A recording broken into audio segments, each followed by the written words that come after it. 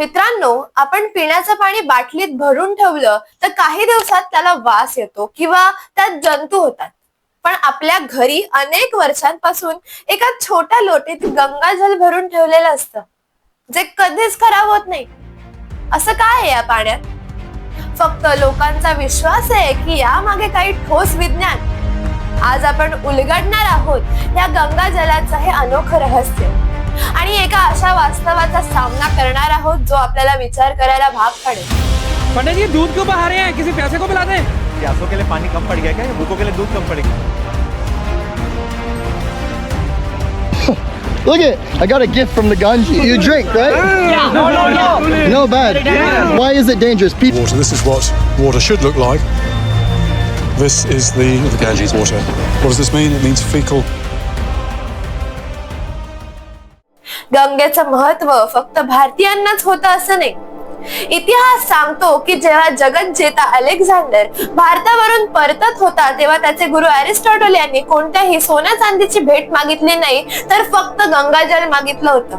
अहो, इतकंच काय तर मुघल सम्राट अकबर प्रवासात स्वतः सोबत उंटावरून फक्त गंगेचं पाणी न्यायचा. आपल्या छत्रपती शिवाजी महाराजांच्या राज्याभिषेकासाठी सुद्धा याच पवित्र नदीचं जल आणण्यात आलं होतं. पण हे पाणी इतकं खास का मानलं जातं? याचं उत्तर विज्ञानात दडलंय.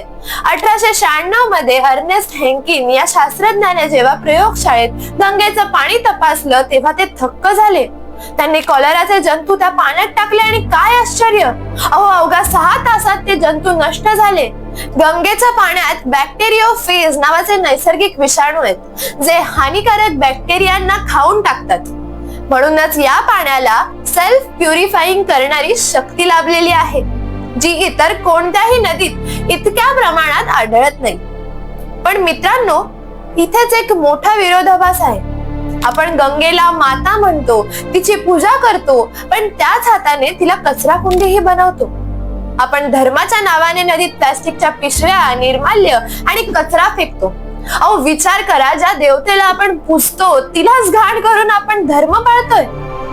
खरा धर्म नदीची फक्त पूजा करण्यात नाही, तर तिला जिवंत राखण्यात आहे. आपण आई म्हणतो, पण तिला आईसारखं जपायला मात्र विसरतो. आजची परिस्थिती खूप गंभीर आहे. कानपूर ते वाराणसी दरम्यानचे गंगेचे काही पट्टे विज्ञानाच्या भाषेत बायोलॉजिकली डेड झालेत. म्हणजेच तिथे प्रदूषण इतकं वाढलंय की पाण्यातला ऑक्सिजनच संपलाय आणि मासेही जिवंत राहू शकत नाहीत. सांडपाणी आणि रासायनिक कचऱ्यामुळे गंगेची ती अद्भुत शुद्धीकरणाची शक्ती आता कमी पडू लागली. अहो, ज्या गंगेने जगाला शुद्धतेचा धडा दिला ती आज स्वतःच्या अस्तित्वासाठी व्हेंटिलेटरवर आहे. तर मित्रांनो, गंगाजल हे केवळ धार्मिक प्रतीक नसून ते विज्ञानाचं एक अद्भुत कोड आहे. पण हे कोड टिकवून ठेवणं आता आपल्या हातात आहे. पुढच्या वेळी नदीकाठी जाल तेव्हा लक्षात ठेवा, तुमची एक प्लास्टिकची पिशवी एका संस्कृतीचा श्वास गुदमरवू शकते.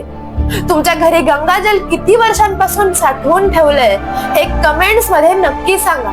व्हिडिओ आवडला असेल तर लाईक करा आणि ही माहिती शेअर करून आपल्या नद्या वाचवण्यासाठी एक पाऊल नक्की उचला.